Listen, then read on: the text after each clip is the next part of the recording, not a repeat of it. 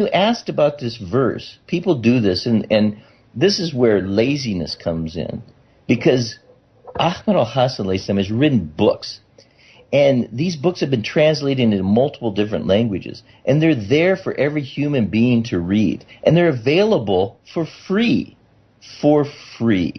And so one of the most common things that people do is to take a verse from the Quran, and they say, here it says this. And Ahmed Al-Hasan demonstrates exactly how that's incorrect, and how the Quran is a totality, and it has to be taken as a totality. And so you can't take one verse and ignore the others. And so when you take a verse regarding killing, every verse regarding killing has to be interpreted based on one verse, which is 2:190, which says, fight in the way of God, those who fight you, but do not transgress. Indeed, God does not like transgressors.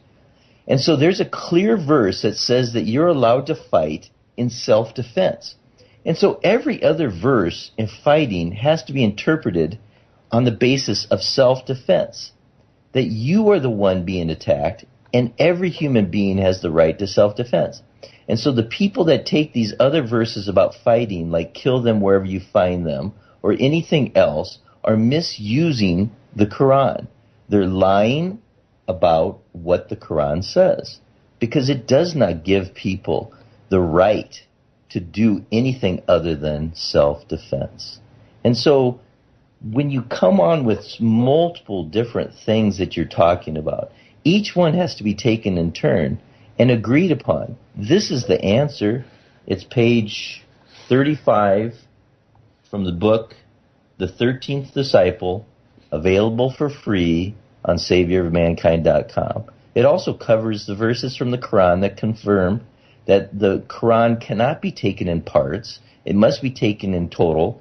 And the Imam Al-Islam explains that to take one part of the Quran and ignore the rest is like to say that there is no God and leave it right there, rather than say there is no God but Allah. You can't take it in part and expect to understand what it says. But people have an agenda. People have already made up their minds without reviewing the evidence. And people have had things explained by people who don't know what they're talking about for a long time.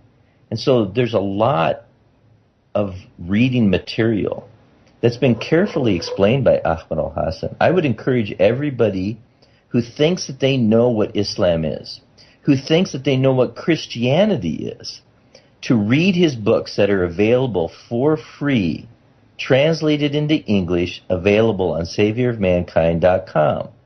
Because you'll see things that you've never seen before. You'll see an explanation using the Bible, using the Gospel of Judas to explain what happened on the cross. This verse from the Quran that's been there that people have not understood. The promise of who would come to explain this. All of these topics are available, and they're there for everybody to read. Misunderstanding upon misunderstanding. What is monotheism? One topic after another that anybody can read if they want to know the truth.